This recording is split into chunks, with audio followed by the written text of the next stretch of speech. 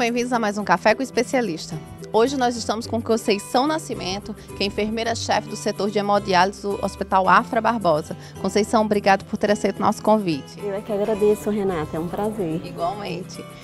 Vamos falar sobre hemodiálise. Hemodiálise é uma das formas de melhorar a qualidade de vida do paciente quando os rins já entram numa falência quase que total, não é, Conceição? Então, quando a filtração glomerular, que a gente chama, fica abaixo de 15. No caso da enfermagem, ela está ali pertinho do paciente, do ladinho dele, antes, durante e após as sessões de hemodiálise. Eu digo que é mais que um trabalho de atenção física do paciente, mas um trabalho assim que faz todo um acompanhamento emocional e espiritual do paciente também. Como é que acontece essa primeira abordagem, esse acolhimento na primeira sessão de hemodiálise? Renata, como você falou, a parte da enfermagem ela não abrange só a parte física do paciente, e sim a parte emocional e espiritual.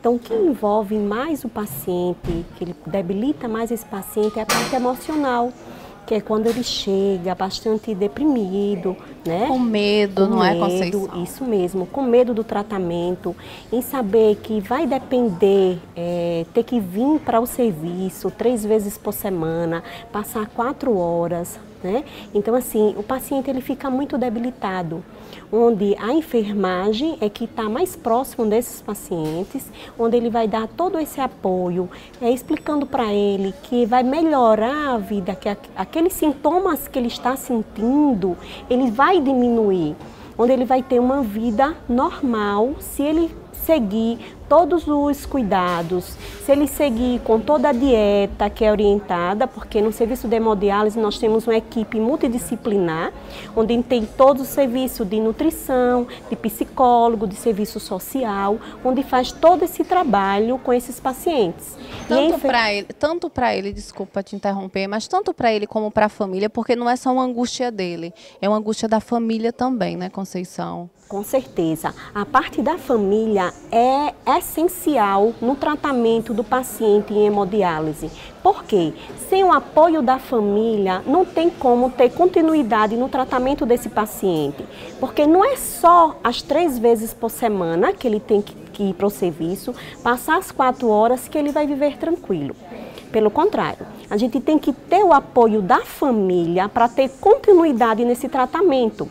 Como? A gente orienta em respeito da medicação, dos cuidados que ele tem que ter. A família tem que estar ciente de todo esse tratamento que ocorre com esse paciente, para ela poder ajudar. Não adianta ir só o paciente se a família não estiver presente e ciente do problema desse paciente. Família é tudo, é toda uma base. Se a família está bem estruturada, é lógico que ela vai passar mais confiança para aquele paciente também. E vice-versa, não é? Quais são as principais intercorrências que acontecem durante o período que eles estão na sessão de hemodiálise? No início, quando o paciente ele chega, tudo vai depender da gravidade desse paciente, né, com o quadro que esse paciente se encontra. Então, se ele já vem um paciente que ele está estabilizado, que é um paciente que já vem de ambulatório, né, o paciente já vem de ambulatório, ele já vem com seu acesso, a sua fístula, que é o acesso permanente desse paciente, ou então se é um paciente de emergência, que ele vem já com acesso que a gente vai fazer imediato, que é o médico que faz o catéter. Então, tudo vai depender de como esse paciente está chegando. Então, normalmente, nas diálises, o que ele sente de intercorrência é o quê? Hipotensão, hipertensão, cefaleia, são as intercorrências mais comuns, cãibra, né? Tudo depende da gravidade de cada paciente.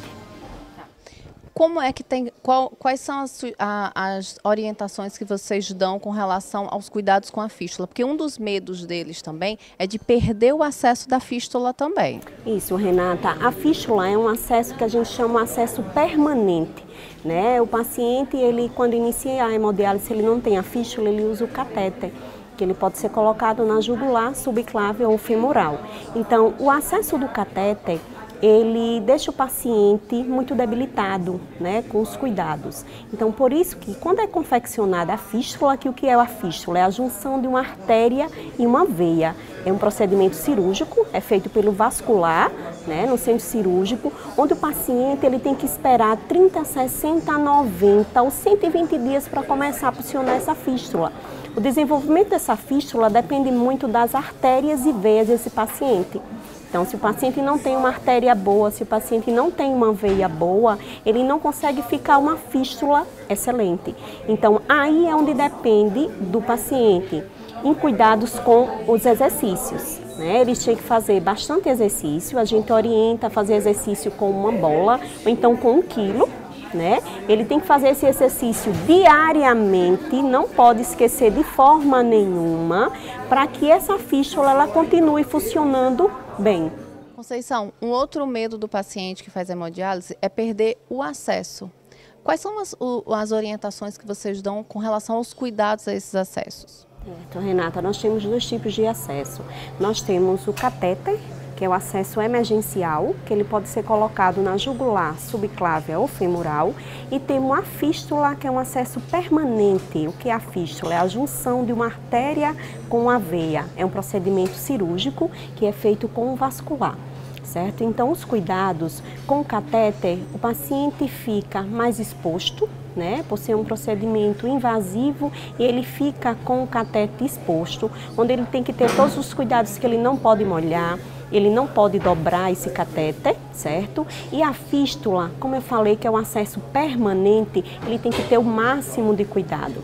Porque a fístula, por ser, precisar da veia e da artéria, às vezes tem um paciente, por exemplo, um paciente diabético, ele não tem a veia boa, ele não tem a artéria boa, onde dificulta essa fístula ficar boa, funcionar bem. Então, necessita que o paciente faça bastante exercício diariamente, ele não pegue muito peso no membro dessa fístula, para que essa fístula continue funcionando bem. Realmente não perca o acesso, não é? Realmente não perca esse acesso. Conceição, fazendo hemodiálise, vida normal, não é? É lógico que tem aqueles dias que, como você falou, tem que ir para o centro de hemodiálise para fazer hemodiálise. Fora isso, vida normal. Com relação quando o paciente viaja, o que acontece com as sessões de hemodiálise que são semanais? Isso, Renata, o paciente ele pode viajar, a hemodiálise ela não tem só aqui, ela tem no Brasil e fora do Brasil, onde ele pode fazer esse tratamento em qualquer outra cidade que tenha um serviço de hemodiálise, onde o serviço social de cada instituição vai entrar em contato com a cidade que esse paciente vai ser transferido, que a gente chama de diálise em trânsito. Então, ele vai localizar essa instituição, onde ele vai fazer esse tratamento de hemodiálise, vai passar um relatório constando tudo o que ocorre com esse paciente no serviço que ele se encontra. Ele vai passar tempo determinado, vamos dizer, ele vai passar 1 mês. Ele pode viajar tranquilo, ele vai dialisar 1 mês na clínica que foi encaminhado e depois ele retorna para a clínica de origem. Ele pode viajar normalmente, sendo que a clínica tem que estar ciente que vai receber esse paciente.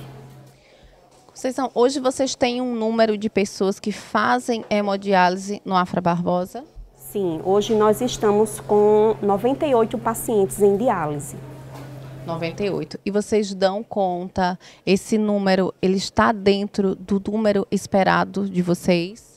Sim, a gente tem a abrangência de ter mais pacientes, né? 98 é a quantidade de paciente hoje, mas a gente tem máquinas suficiente para ter mais pacientes. E não são só pacientes de Arapiraca, vêm pacientes de fora para fazer hemodiálise? Sim, nós temos as micro-regiões que são abrangentes para Arapiraca. E essas micro-regiões podem ser atendidas no Afra Barbosa. Conceição, paciente foi indicado para fazer hemodiálise, como é que eles chegam até vocês? O que é que acontece? O paciente, quando ele é indicado a fazer hemodiálise, vai depender qual o serviço que ele vem. Ele vem de outro hospital? Então a gente tem que ver, o paciente está internado o quê? Na UTI, é na clínica médica?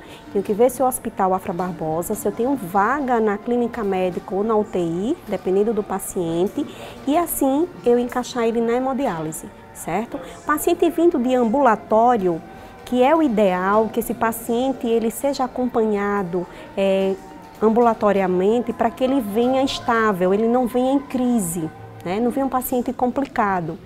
Então ele vem, ele passa pela avaliação do nefrologista. Se ele já é um paciente de consultório, consequentemente ele já vem com a fístula, então ele já não vai passar pelo catéter. Já está vindo, ele já vem sendo preparado. Sendo preparado para fazer o tratamento de hemodiálise, que isso é importante, né? Ele já está com acompanhamento com o nefrologista. Onde o nefrologista está vendo aquela urgência, ele diz, não, agora ele tem que entrar em hemodiálise. Ele já vem com a sua fístula pronta, já passou o tempo de amadurecimento dessa fístula e ele vai começar o tratamento. Ele é avaliado pelo nefrologista e aí ele inicia o tratamento. Ele passa por toda a equipe, ele passa pelo nutricionista, ele passa pelo psicólogo, ele passa por toda a equipe interdisciplinar da instituição. Conceição, existe um medo, um pavor quando o paciente recebe a indicação para, como foi dito, para hemodiálise. Existe um número de óbitos de pacientes durante a sessão de hemodiálise? Renata, já tem 12 anos que eu trabalho no serviço de hemodiálise e durante esse tempo eu só vi um paciente chegar a óbito em hemodiálise, no tratamento de hemodiálise. E esse paciente já foi um paciente que já chegou complicado, né? Não era um paciente que já vinha em rotina de diálise. Então, assim, a hemodiálise, quando o paciente ele chega para o tratamento, que ele não chega muito debilitado, então ele consegue ter uma vida tranquila. Se ele seguir todas as orientações que são dadas por toda a equipe, ele consegue ter uma vida normal, onde ele pode trabalhar, onde ele pode ter a vida dele tranquilo como tinha anterior, seguindo todas as orientações. A gente consegue ter uma permanência ótima. O paciente, você chega no serviço de hemodiálise, você não percebe que o paciente está fazendo o tratamento. Eles estão lá sorrindo, eles estão lá conversando, tem momento de, como nós falamos, a parte espiritual, tem momento de estudo bíblico, tem momento que o pessoal da igreja vai lá com todo... leva lanche para eles, onde eles se sentem muito bem, onde tem a parte de confraternização, que nós fazemos todos os anos com todos os pacientes, sempre as confraternizações das 4 festas do ano, como nós falamos, né?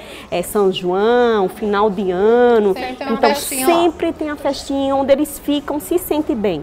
Então, assim, é até importante que vocês conheçam o serviço de hemodiálise, né? Que vocês vejam a forma que eles estão lá, que vocês assim, você olha e você não diz que é um paciente que está em tratamento, né? Então, assim, é muito importante o paciente ele aceitar o problema que ele tem e aí ele faz por onde ter todas as orientações que são dadas pelo toda a equipe e ele consegue manter a sua vida tranquila.